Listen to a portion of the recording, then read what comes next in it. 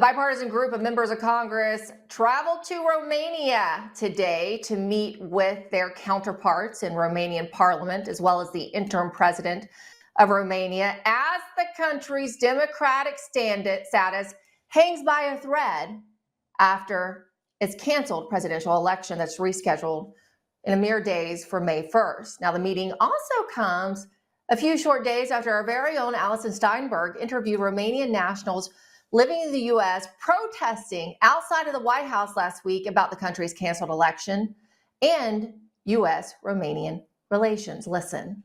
America cannot accept to have a strategic partner where is a dictator can cancel the election. It's exactly what the vice president said in Germany. Yeah. You cannot be a partner with America and cancel the election just because you don't like the candidate. Exactly. Yeah. It happened that the candidate who won the first round of election, he is the most loved candidate in the last 35 years. Wow. He was in phase to win the election by 75%, 70%. Wow.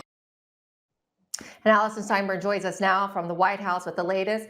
Alison, I find it quite coincidental that this delegation to Romania occurred just shortly after you spent so much time. I mean, you spent probably half an hour to an hour talking to these Romanians living in the U.S. last week. They expressed concerns about ongoing U.S.-Romanian relations based on the canceled election. And now members of Congress like Anna Paulina Luna, Representative Andy Ogle of Tennessee are in Romania today. What's the latest? Yes, that's right, Emerald. It was a really interesting conversation that I had with many of these Romanian protesters who experienced something very similar to us here in America during the 2020 stolen election, but they're undergoing a very contentious election situation. As you mentioned, basically the so-called far-right candidate, aka the candidate that stands for peace and sanity, has been ostracized from being a part of the election process. This is thanks to sketchy, shadowy members of so-called government like George Soros and other strange figures who have intervened in the election process in Romania. Even former Secretary of State Antony Blinken, for some reason, had some involvement in, removing Gorgescu, who is the far-right candidate, from this election process. So naturally, because Georgescu gained so much traction and steam from people who just, want a pro-human, pro-freedom and democratic future. Of course, these other figures had to get involved and shut it down, much like they tried to do with President Trump here in America. So the Romanian people are very upset about this. Anyone who dares to speak out on the issue or voice their opinion on this, they say, is censored and canceled and shut down and even thrown into prison. So it's very scary what's happening over there. And so I was really grateful and pleased to hear that members of our own Congress are over there fighting on behalf of the Romanian citizens now, who really have had their voice taken away throughout this whole process. Yeah, you're absolutely right. Georgescu was the populist candidate, is probably the best way to describe it. And we've seen this push against populism, just not against Donald Trump, which obviously happened here in the United States, right? Starting in 2016 and all the way up to today, as he continues to face sabotage from even some members within his own administration, but particularly Democrats, which was on highlighted in the briefing that just wrapped up. And we'll talk with Kara Castronova in just a short moment. But this populist candidate has been barred by their courts there in Romania from actually being on the ballot, right? And it sounds like, according to the people you talked to last week, there's no remedy for him to get back on the ballot. There's a potential another candidate that is considered populist as well. And we're going to talk about that in a moment with Brian Brown. But Alison, do you think the people you spoke to last week are encouraged probably by the presence of a bipartisan delegation from the United States in Romania? At least it's getting some attention now, right? And Vice President J.D. Vance called this out when he was in Europe a few weeks ago, the situation. That's right, he did. And I think the Romanian people are probably very pleased about this. That's actually why they were here rallying in front of the White House, was to gain more attention surrounding this important issue. Like we discussed in many of the interviews, what they are experiencing was very similar to what we all endured here during 2020. And so I think it is, of great benefit for our members of Congress to be meeting with this Romanian delegation to really try to, get things in order here and preserve democracy. I mean, they clearly are working and fighting at all costs to take that away and really instill just full-blown socialism over there. So it's very scary to see. From what I heard from the people on the ground here, they are very skeptical of this other alternative candidate that is not Georgescu. They say that this is not actually, a candidate that is in going to work on behalf of the people, that it's someone that can't be trusted. So they're very skeptical. They're deeply in tune with the fact that something is very off here, and they are, quite frankly, outraged over what's happened. The fact that the populist candidate that they voted for is now just taken off the ballot and not being given the opportunity. Yeah, there was a lady that you spoke with. Really, her comment struck me because she noted that they had fought for. They know what it's like to live under communism. They know what it's like to live under an iron fist. And she told you this about the lack of freedom now in Romania. Take a listen. Romania needs to get back to be a democrat country. We fought the communism in 1989. People got on the streets. Lots of young people died to have freedom. And there we are, 35 years later, there is no freedom. A mere generation, essentially. And they're seeing it come full circle. That's heartbreaking. Really excellent reporting, Allison Steinberg. Thank you so much for keeping up with this story. Thank you so much, Emerald. It was activist Brian Brown who initially warned yesterday ahead of today's meeting that whoever was organizing this trip for members of our U.S. Congress to head to Romania is undermining President Trump by meeting with anti-Trump forces only. It looks like potentially the current U.S. ambassador to Romania, of which we will ask more about,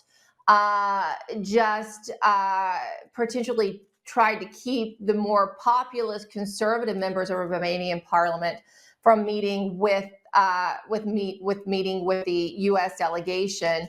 But ultimately, it seems that was worked out. Of course, we do know that some members of the AUR, that more conservative party in Romania, did in fact get to meet with the U.S. delegation. This is the letter that Mr. Brown sent off, raising his concerns. He publicly released it on X, and it seems to have gotten the attention of decision makers, and that situation was remedied. And I believe we have Mr. Brown with us now. Thank you so much for having me on. So you alerted X and the public that there seemed to be some kind of coordinated effort to keep members of the AUR party in Romania from meeting with the U.S. Congressional delegation. What was going on? And it ultimately appears that was remedied for today's meetings, yes? Yeah, what ended up happening was that, there's a long backstory to this, the cancellation of the election in Romania with Calin Georgescu, essentially with the EU and other elites put pressure on stopping a sort of Trump-like figure from being able to take the presidency. Because of all of this, they essentially canceled the election, and there's a new election coming up with George Simeon, who's a great leader and a Trump-like figure, leading the election. And what has happened is that a congressional delegation was sent, and unfortunately, that congressional delegation looks like was being led by the embassy in Bucharest, and there's an old ambassador that was under Biden, and it looks like what they did is only try and meet with people that were on the political left and keep AUR out of the meetings. And so, I raised the alarm bells yesterday when I got word this was happening, and luckily they ended up, especially Representative Luna and Ogles ended up meeting with George Simeon, and there was a meeting with AUR members of parliament, so it was corrected. So this is an issue of a holdover, a Biden holdover, causing problems for actually U.S. interests. Because think about this, Brian. It was just a few weeks ago that when Vice President J.D. Vance was over in Europe, he raised concerns about what is going on with the presidential election. The redo is now scheduled for May the 1st, but he raised concerns about the assault on democracy, not just in Romania, because we're seeing it in other countries in Europe as well. As you noted, the globalists push to keep populist candidates, more conservative candidates off the ballot and out of office. And then the U.S. Embassy actually tried to keep the AUR party from meeting with the U.S. delegation. Are we aware? Do we know if the Trump administration is aware of their own embassy's efforts yet?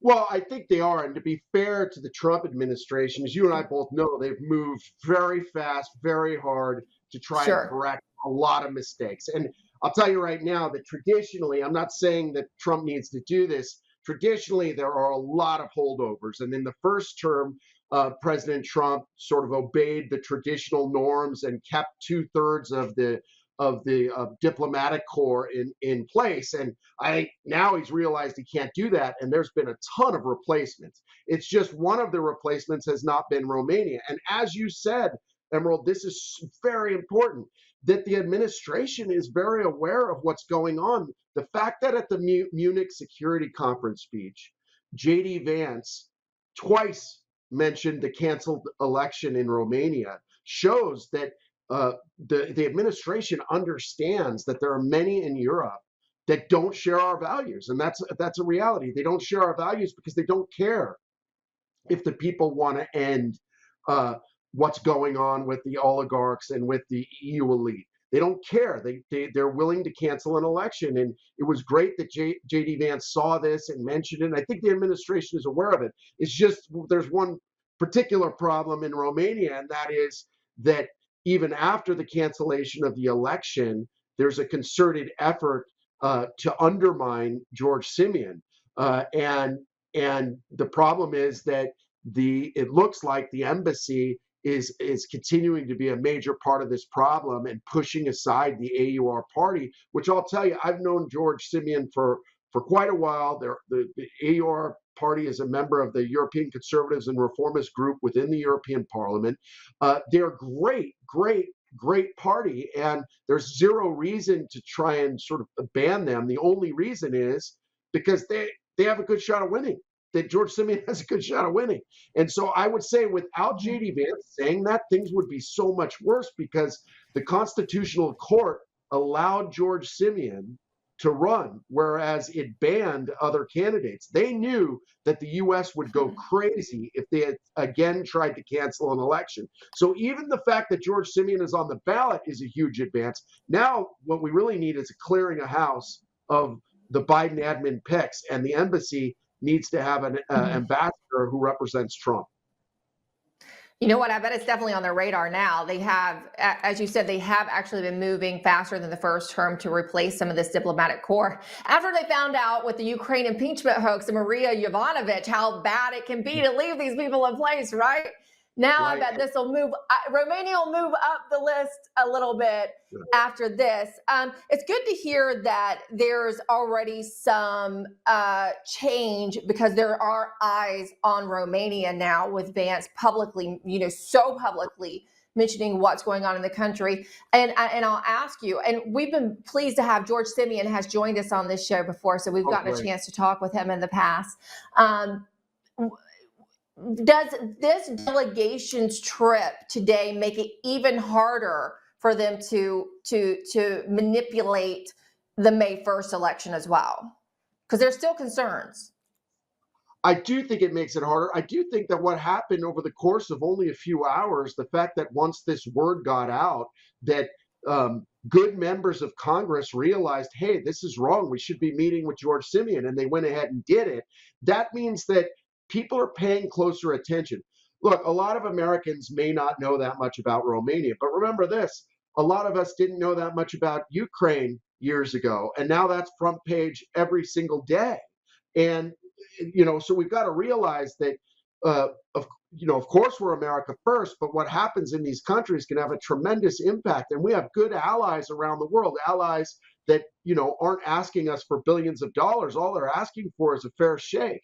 And we conservatives should be willing to unite around the world and keep an eye on those that are trying to undermine President Trump and President Trump's allies. One of those allies is the AOR party, is George Simeon, and we should do what we can. And I'm very happy that many Americans wrote to the Republican representatives that are a part of this delegation. Of course, Omar, you're not going to change your mind on anything. So, we were focused on the Republicans, and there are a lot of more liberal members that there's nothing you're going to do to change their mind. But there were good Republicans on this trip.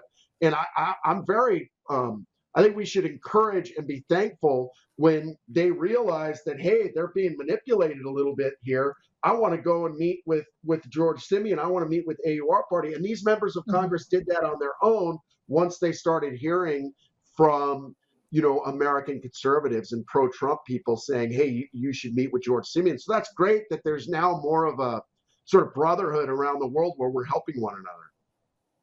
Yeah, it is. And like you said, there's a reason that the globalists want to hang on to Romania, right? And usually when they do, it runs counter to U.S. interests. As you noted, we weren't paying a ton of attention to Ukraine, but the globalists were. The Obama administration was, right? And we also know there had been Biden family ties in Romania. So we'll be reaching out to the State Department to get their position on this and if they plan any changes for the embassy there anytime soon. And Brian Brown, thank you so much for bringing this to our attention. I wouldn't have known this was going on had you not posted it. And we've been trying to keep our audience abreast of what's going on in Romania, because not only do we fight for election security here, but we believe it should be the right of people. We've had our eyes on Romania. So thank you so much for joining us. And let's reconvene soon as we get closer to the new election date in Romania. Thank you so much. Hello, everyone. I'm excited to announce the next generation of energy drinks, Rev 7. It has no sugar and no caffeine. Instead, Rev 7 uses Go BHB. Go BHB is one of the body's primary ketones, and it provides the most efficient and clean fuel that your body needs. It also helps you stay energized all day with no crashes. Not only that, it produces 3 times more brain energy than sugar, which helps boost your memory, focus, and mental sharpness. It also helps reduce stress and helps balance your mood. Rev 7 does all that while being the best tasting energy drink ever. So go to mypillow.com or call the number on your screen. Use your promo code to save 20% today. I'm so sure you're going to love Rev 7. For a limited time, you get our introductory 3-pack absolutely free. I drink Rev 7 every day and I absolutely love it, and so will you.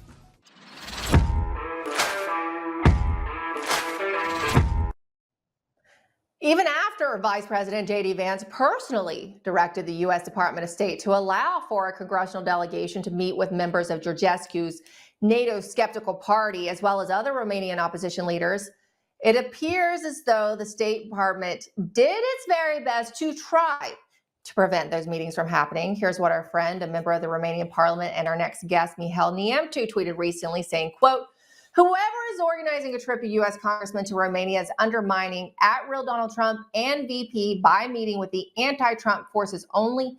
Looks like the current U.S. ambassador to Romania." And joining us now is a Romanian member of parliament, once again, Mihail Niemtu. Thank you so much for taking time for us, Mihail. I understand you are literally still out after meetings with our American politicians there, right? That's true, and I appreciate your interest for my country, and I'm grateful that you are paying a lot of attention to what's going on here in the region with Romania, Ukraine, Russia, and the entire Eastern European frontier. Have the talks with the delegation, the U.S. delegation today, been productive in relation to all those issues, right? We're facing not only the canceled election in your country, which has raised concern amongst Trump officials here in the United States, but also you have the Ukraine-Russia conflict that is ongoing. You all are in that part of the world. So how have these talks been for the Romanian officials like yourself and the U.S. delegation? So first of all, I'm very grateful for that. For the first time, we are seeing more representatives of the MAGA movement here in Romania. Because for the past 8 years, we've just seen, of course, lots of radical leftists who are supporting Biden's policies and previously Obama's policies. Finally, we see people supporting Mr. Trump's policies, and we are very grateful because they come as voices of reason and also as ambassadors of peace. And fortunately, my party, which is the main opposition party, is also inclined to embrace Trump's peace proposals. Unlike so many European politicians, including Emmanuel Macron, the president of France, polling around 16%, and of course, Prime Minister of Great Britain, Starmer, who is also in a steep decline in the British polls. So we are the party of peace, and we are very grateful that lots of Republican congressmen are in our favor. And our discussions were productive, and we both agreed that we need to basically stop this this rhetoric of escalation, because the last thing we want to see is a conflict between two superpowers, that is Russia and America, which have nuclear capabilities. That's something we really don't want to see. We're a small country which wants to see, of course, prosperity and commerce flourishing, not an escalation in terms of military aggression. And there seemed to be agreement on that subject, right? Because I know initially headed into this meeting, there was some concern that maybe not a good representation of Romanian officials would be there. However, that was resolved. We just talked to Mr. Brian Brown about that. So that was encouraging, and that all worked out, correct? Yes, and we are very grateful to Brian and to you, because you've always supported the conservative movement in Eastern Europe, in Poland, in Romania, and in Hungary. And of course, it's been quite a tradition here in our part of the world to see only left-leaning liberal politicians from the United States talking to left-leaning liberal politicians from Romania and from Eastern Europe. Just like in the past, as I said, 8 years, and we are finally seeing some signs of true solidarity. And what brings us together is, of course, a faith in God, but also a true understanding of the meaning of life, a true, I would say, embrace of the family values. We want, just like you and Brian, to see Europe coming back to the Christian ethos, which typically was part of our identity. And we are again looking up to America, because today and this week, as I'm told, in the White House in Washington, D.C., you have a true celebration of Easter, which is, of course, the feast of the resurrection of our Lord Jesus Christ. And that's something very encouraging. Very rarely you see Western European politicians talking publicly about their Christian faith. And just that we were able to see members of the Republican Party and also members of the White House administration talking freely about their Christian faith was very, very encouraging indeed. And I think these are not just words, empty words. I mean, a Christian ethos does inspire you to take action in terms of bringing peace and building a stable relationship with your neighbors. There's no way we can continue the war. Too many people have perished. Millions of Russian soldiers and Ukrainian soldiers died in vain. And that's what we want to see, an ending to this war. And also something politically very important. Romania is a country in which the majority of politicians, including myself, are against sending troops to Donbass or to Ukraine. We don't want to see that. So unlike Macron, once again, unlike the British Prime Minister, we do not support the idea of bringing European military troops into a conflict, which, by the way, needs to end. It needs to end for two reasons. One, which is a humanitarian reason. We want to see the bloodshed being basically gone. But also we want to see the money which the hardworking Americans are putting into it, we want to see this money being well spent for other projects. And you need this money for yourself. You don't need this money to be squandered by corrupt officials in Kiev or in the government led by Mr. Zelensky. That's why we are calling you, the Americans, to ask Mr. President Zelensky to bring more, I would say, safety to the Christian communities which are currently persecuted in Ukraine. We want to see the churches being basically, I would say, protected, because now we see a very worrisome interference from the police state, I would say, of Ukraine into the religious life of lots of churches in our neighboring country. And America is doing good, and we are grateful to Mr. Trump for stepping up his efforts to, as I said, just to repeat myself, bring an end to this horrific war. Well, let me ask you about the efforts on the part of the Trump administration. There has not been a change of that U.S. embassy as of yet. They still, when you take office, it takes a while, particularly to move yourself to get through the foreign diplomatic corps. That actually was a big problem in the first administration, as Brian and I talked about. They haven't yet focused on changing the embassy at Romania. Do you believe that the Trump administration, though, we've had some shakeups at the State Department in the last couple days even, related to the guy who was the point person for dismantling USAID. There's still a little bit of a war going on in the Trump State Department. Would you like to see the president and his team perhaps focus on the Romanian embassy, and how are you all feeling in Romania about our State Department these days? I mean, you do remember that in the previous conversations, we talked about Mr. Trump's, I would say, interest in the region because he, for family reasons, spent some time in the Czech Republic, in Czechoslovakia previously.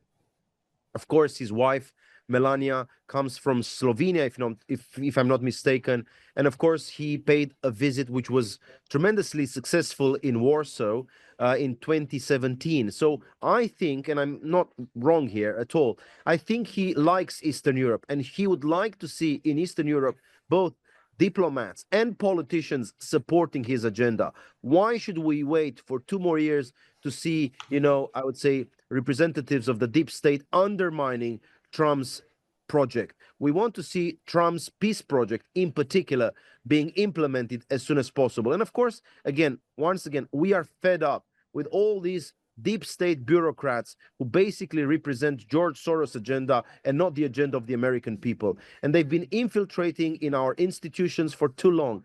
As I said, the Marxist march through the institutions needs to stop here. And we want to see America coming back with its beautiful message of peace and prosperity to countries which are traditionally your ally. Romania is one of them. Hear, hear. Thank you so much, Mihail Niamtu, for taking the time out of, I know you're still out and busy, so we appreciate you. Thank you so much. We'll talk soon. Bye-bye, and let me wish you a blessed Easter. Thank you. With everybody talking about making America healthy again, I thought today'd be a great day to talk to all my fellow patriots about the importance of making your homes healthy again. Well, we have proudly partnered with airwaterhealing.com and their revolutionary whole home air purification system. The V3 from Air Water Healing does 3,000 square feet of purification. It eliminates dust, mold, viruses, and odors. But here's the part I love. They require no filters to ever be changed and virtually no maintenance. Whether you suffer from asthma, allergies, seasonal bronchitis, or just want to protect your family from the flu or even greater threats, don't wait to get your V3 from airwaterhealing.com today. Use code Lindell for 20% off in savings and free shipping. That's promo code Lindell at airwaterhealing.com.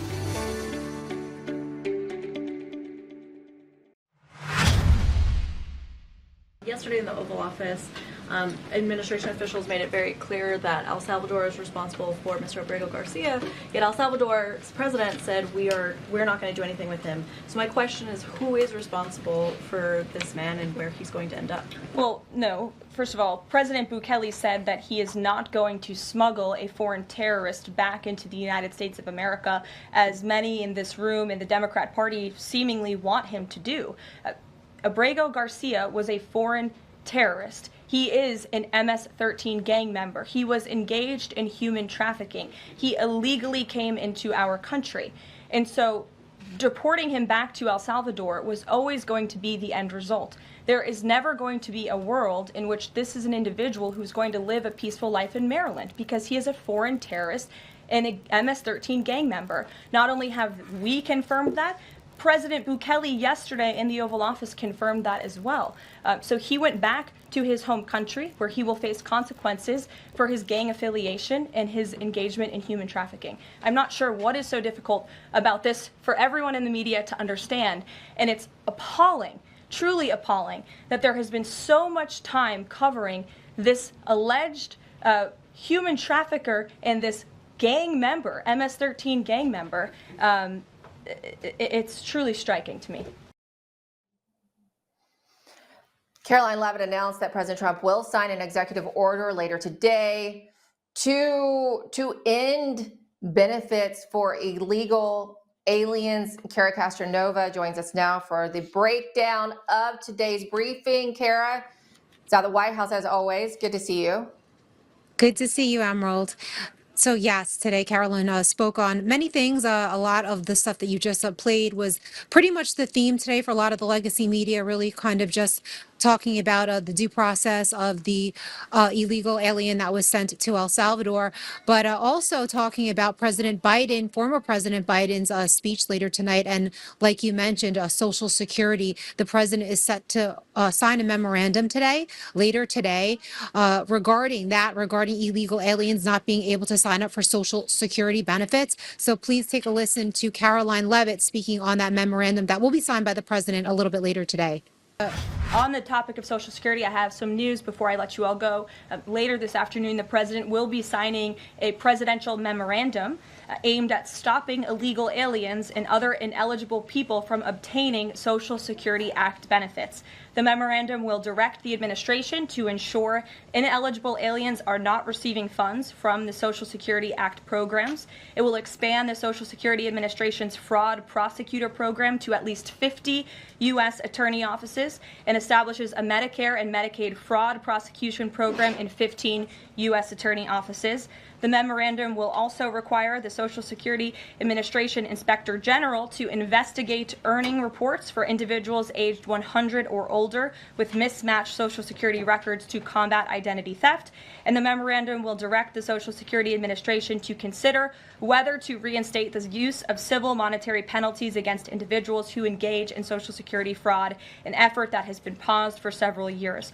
These taxpayer-funded benefits should be only for eligible taxpayers. And President Biden should think about what he did in his last term, which is allow tens of millions of illegal people into our country, many of whom were fraudulently receiving these benefits. So there you go. I thought that soundbite was going to keep playing longer, but that's great news, Kara. You see what I do behind the scenes, right? When I'm ready, that's some behind the scenes TV there, our cues. But this is actually really good news, and it's only common sense, right? To end Social Security benefits for illegals. When we're talking about the kind of trillions, the $1 trillion deficit we have, you can say you don't know why the left-wing media is opposed to it, but they were pretty upset about that statement, it seemed. It seems like that's the theme really of former President Biden's speech tonight. He's speaking for the first time, I believe, since he was president. This is his first speech, and the assumption is that he's going to be talking about Social Security and probably fear-mongering the American public, saying that Trump is a threat to Social Security, he's a threat to Medicare, and all of these things. So, that is obviously a topic that people are talking about. And there was a clip I wanted to share. This is a quick clip, so don't worry. This is a funny moment that was in the press briefing. Caroline Leavitt sort of pulling a Donald Trump move, you could say, making fun of President Biden when somebody had asked about that speech tonight. So just take a listen to this quick clip of Caroline Leavitt talking about President Biden's speech tonight. My first reaction when seeing former President Biden was speaking tonight was I'm shocked that he is speaking at nighttime. I thought his bedtime was much earlier than his speech tonight. I understand the topic of his speech will be Social Security. Let me make it very clear ahead of former President Biden's remarks. President Trump, is absolutely certain about protecting Social Security benefits for law-abiding, tax-paying American citizens and seniors who have paid into this program. He will always protect that program. He campaigned on it, he protected it in his first term, and he's back again to continue protecting it. Thank you.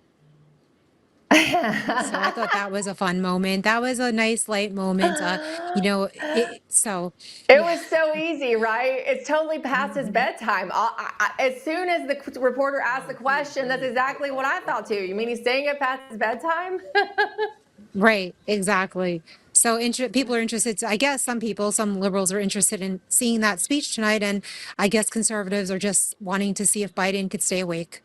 So yes. We'll see. We'll all be watching to see if he stays awake, and I'm sure we'll have some good fodder for tomorrow for more fun. Thank you so much, Kara Castronova, as always. Thank you, Emerald. As expected, the White House briefing today largely focused on that dynamic meeting yesterday between President Donald Trump and El Salvador's Nayib Bukele, where the latter explained how he beat the Latin terrorist gangs in his own country. And we actually turned the murder capital of the world, that was the journalists call it, right? Murder capital of the world, into the safest country in the Western Hemisphere. And, sometimes they say that we imprisoned thousands. I like to say that we actually liberated millions. So, it's very good. Who gave him that line? Do you think I can use that? Yes.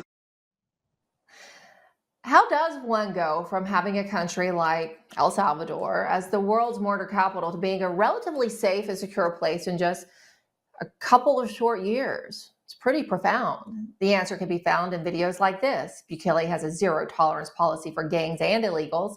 This is how he treats such people. And this is why El Salvador is so safe. Bukele told President Trump he had to get rid of corrupt judges, though, in his country in order to clean up his country. Listen.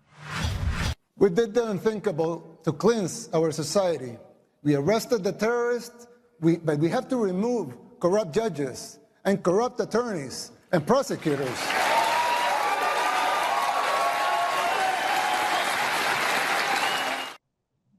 Now, this is a good example for President Trump, who also faces a hostile judiciary as well. While he's trying to literally clean up his country, and the judges, some of them are literally trying to re-import terrorists.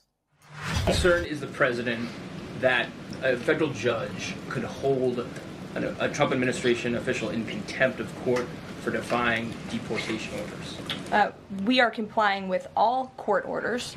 So I see what you're trying to do there with that question, but we're very confident that every action taken by this administration is within the confines of the law, and we continue to comply with the court's orders. And you have seen that, and the president made that clear yesterday in the Oval Office with President Bukele. I'm now joined by a former gang attorney and an expert on criminal illegal aliens as a criminal justice leader, Mr. John Koufos. John, it's good to see you, and I understand that in the break you had a really good story about working with President Trump, so you've actually have experience working with President Trump in the past, yes? Yes, very lucky. I worked closely on the First Step Act and some of the public safety agenda during the first term, and still working to move forward the public safety agenda as well now.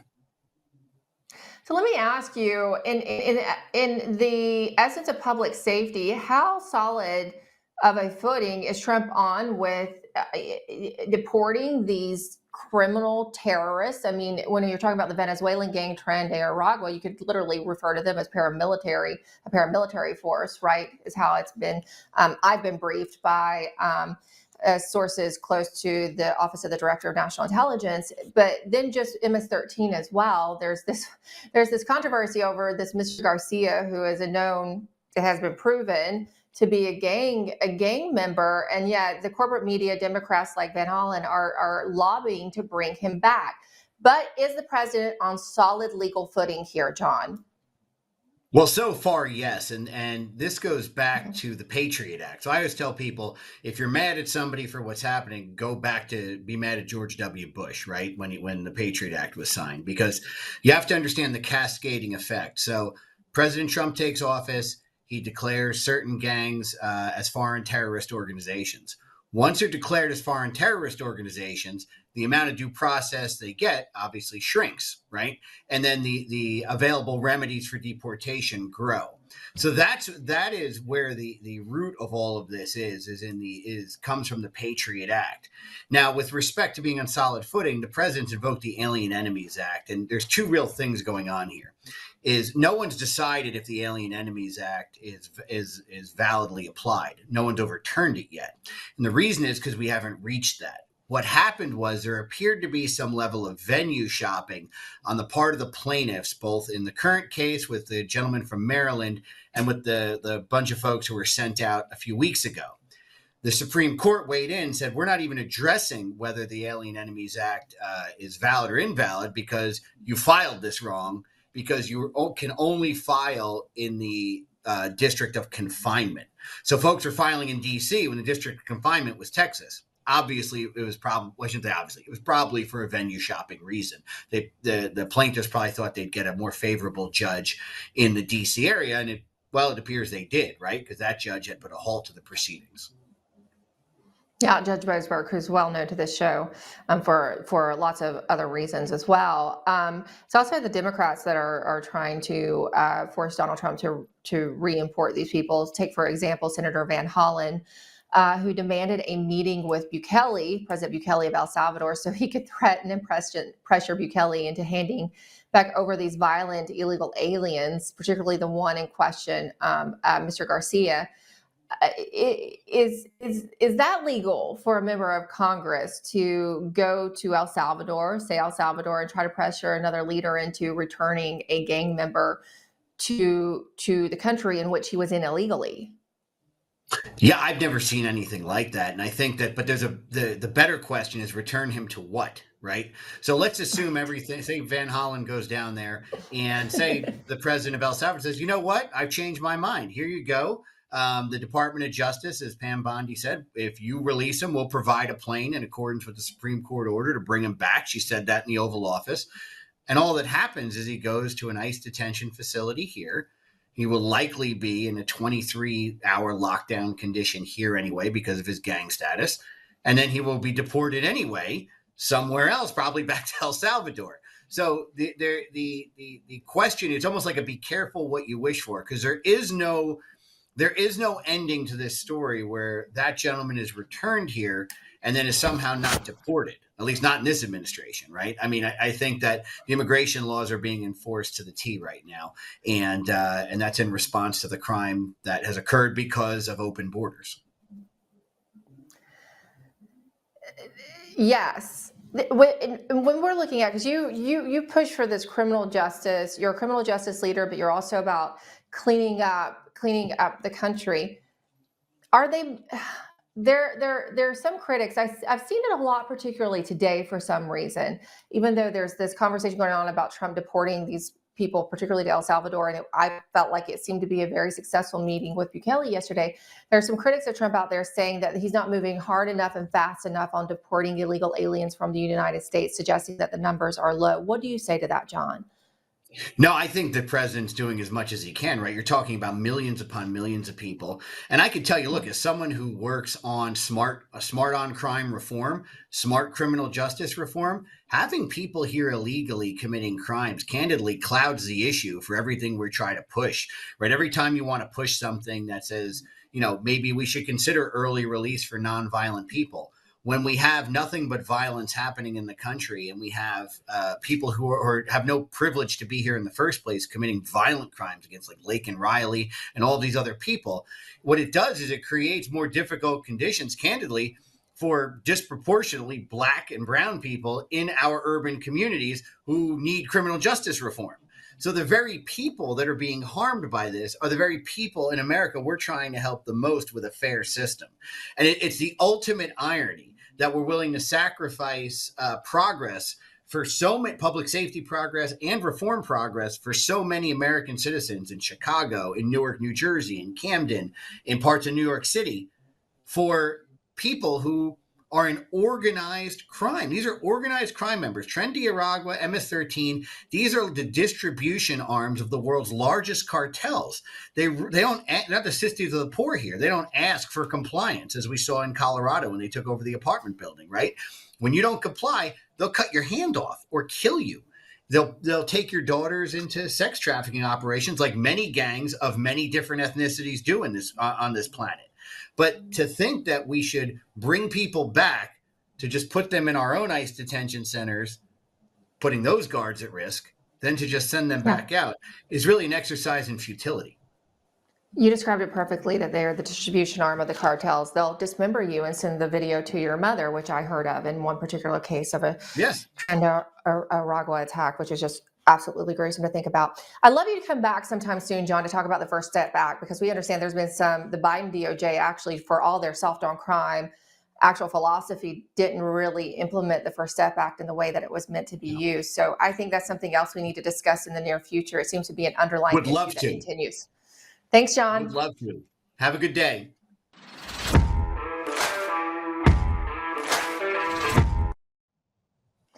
Not letting an opportunity go to waste, the Trump administration taking advantage of the media, making themselves look like idiots by literally defending MS-13 and Tren de Aragua gang members in the Oval Office, particularly yesterday, put out this fact sheet late last night titled, "The NPR PBS grift has ripped us off for far too long," noting that American taxpayers have been on the hook for funding NPR and PBS, which they say spreads radical woke propaganda disguised as news. Not only did the White House say that, but they gave some pretty solid examples of such, saying that in 2024, NPR ran a Valentine's Day feature around queer animals, in which it suggested that make-believe clownfish in Finding Nemo would have been better off as a female, that banana slugs are hermaphrodites, and that some deer are non-binary. They also noted a 2024 PBS documentary making the case for reparations.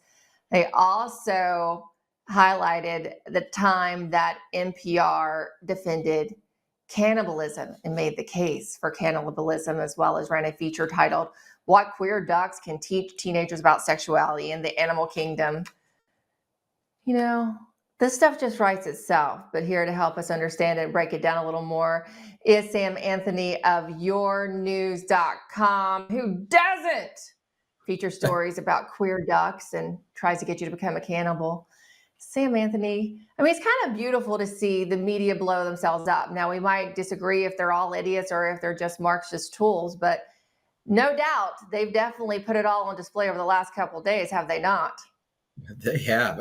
Emerald, good to be here. And I have to tell you, I was hoping you could help me make sense of this, because none of it makes absolutely any sense, really. I mean, the stuff that you sent me that I'm reading, I just can't even believe somebody would do. It's not even news. So you have to know it's propaganda at its fullest. That's exactly what it is. And the cannibalism thing, I mean, did that really say that in there? Yeah, it did. There's also, NPR lamented that animals deserve pronouns too. So, you know, your cat or dog should be able to choose their pronouns and gender identities. I mean, there's just so many. I wish I could get through them all. I just recommend that. I think the White House did probably put this out publicly, but they also noted the kind of stories they wouldn't cover, right? That they have zero tolerance for non-leftist viewpoints. And I think, you know, we can talk about how we got there and why it's obvious that it's propaganda. And the Trump administration this time around, Sam, I feel like have done a really good job of explaining that and highlighting that, even getting down to the funding, right? Part of these USAID Doge bombshells were related to the funding of the media, which basically outlined or verified the fact that they are indeed state-funded propaganda. Completely. Okay. And I was reading that about cannibalism is completely natural, right? I mean, how is that? I mean, how does somebody even that Army Hammer probably appreciated that story, right? Remember the actor that got caught being a cannibal? Or Jeffrey Dahmer, right? There you go. So, yeah, it's obvious. This is complete propaganda from the government. And I couldn't even imagine one person buying into it. I mean, you have to be another level of stupid to even understand to even think that this stuff makes sense. I mean, if for starters, it's not news. Okay, it is not news. You know that. You're in the business. I'm in the business. So what they're doing there is just basically trying to dumb people down even stupider than they already are. That's how I see it. Speaking of the state-funded propaganda, they're obviously on a campaign to cause a rift between President Donald Trump and the Doge man, Elon Musk. There was a headline tear not long ago suggesting that Elon Musk was out at Doge, and now there's also a petition begging for Elon Musk to run for the governor of California, which is actually getting quite a good response. It's blasting off in popularity, and that's according, Sam, to Real News. It's a recent headline from yournews.com. Is this a real push? Do you think Elon Musk is considering running for government? You know what brought to my mind was Elon Musk as the Terminator, because of course you're thinking Arnold and then you have Elon Musk. Oh, there we go. We had a little fun with this on our morning call, Sam, our editorial call. I told them that. And our producer, Brandon, put together this handy dandy AI image of me. But how feasible is this? How possible is it for Elon Musk to run for the governor of California? Well, I mean, was it feasible for him to become part of Doge? I mean, I would have never guessed he would have done something like that. I mean, is this guy, I mean, he has so many companies he's running and so much responsibility. I was shocked that he actually went in and started helping out the White House and heading up Doge. So, the real question is he going to do something like this? Now, he certainly doesn't call me and tell me, but I would suspect that if enough people, I would imagine the guy's actually thinking about it. Whether or not he does it, still remains to be seen. But, think of what he could do if he gets into California. I mean, basically, he could just strip out all the wasteful spending, all the laws that they have put out that are just horrible for the community. He could completely fix that state in probably 48 hours. Yeah, you know what? I think all of us wonder, how does he do it all? I suspect he probably, like Donald Trump, doesn't sleep very much. I also think he does rely on AI a lot. I heard this story about how he was presented with some information and what he did, and it was, this huge briefing doc, and it was all this massive amount of information. He said, just give me a thumb drive, let me put this information in, and he got AI to print him out a one-page summary, and he made a decision based on that, and it was a good decision. It was like an accurate decision. So this is interesting that Vivek Ramaswamy, who was supposed to be helping him out at Doge, is now in Ohio running for governor. If Elon runs for governor, I mean, this could be interesting. Is this petition in any way prompted, do you think, by Elon Musk, or is this an organic petition? Do we know? That's just a grassroots petition that's taken off. I would suspect. I mean, it's probably a grassroots petition. However, I'm sure it's gotten his attention. And so, this is where he's probably thinking, is this a good idea? I mean, initially you'd probably think, no, I don't have time for this. But then as more people start talking to him about it, he might go, well, I got an extra 45 minutes a day I could put towards this. That's probably all he needs anyway. Well, let's be honest. In 45 minutes, you could do more good than Gavin Newsom, and you would have the fact that you wouldn't have someone like Newsom in there with all the time in the world to do the kind of harm that they've done to California. Sam, it's encouraging to see other outlets, and we, Lindell TV, are in the White House briefing room now. You'll see our correspondent Kara Castronova asking questions at the White House press briefing. Just your thoughts on the new direction of media under the Trump administration, as someone else who's in the space that we're all in and where we find ourselves today. Oh, I love it. I'm just shocked that he still allows the old guard in there. Okay, they're not here to help. Me right? too. I mean, I don't even know why he allows them in. I mean, some may say you have to, but for what? I mean, you don't have to call on the front two rows. You don't have to call on them. That's my thing. I wish Caroline Leavitt would just stop calling on them.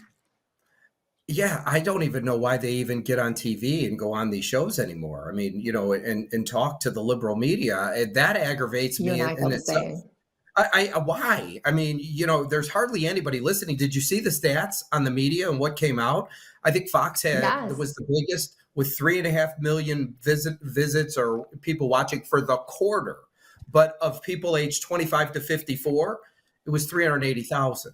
And then, and I have it here. I mean, it gets worse. MSNBC, CNN. CNN had 588,000 for the quarter. They had 79,000 people in 3 months between the age of 25 and 54. I mean, think about that. I had more people on my website this week than they had on theirs, right?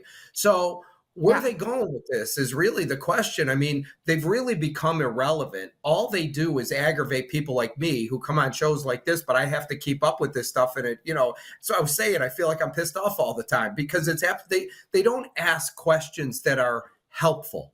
It's all ridiculous. Yeah, it is. And by the way, I'm there with you 100%.